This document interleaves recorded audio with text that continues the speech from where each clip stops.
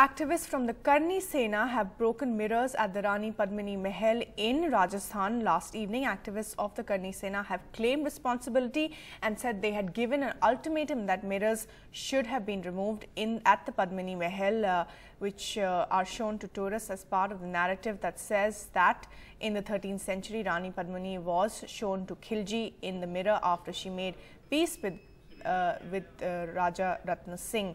Harsha Kumari Singh now joins us for the very latest on this. Now, Harsha, what's interesting is that the Karni Sena has claimed responsibility for this, but as you've been reporting, the police have booked a case against unknown people.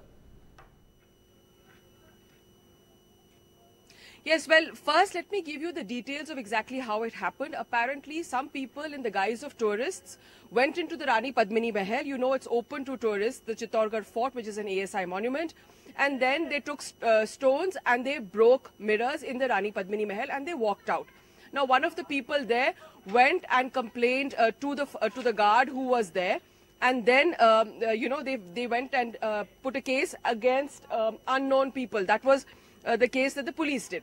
Now, if you look at the context of this entire thing, since Sanjay Leela Bhansali was attacked, there's been a lot of controversy around the historical narrative of Rani Padmini, so to speak. Now, there is some historians are of the view that Padmini actually was not a historical figure. She was a creation of Jayasi in his epic poem Padmavati.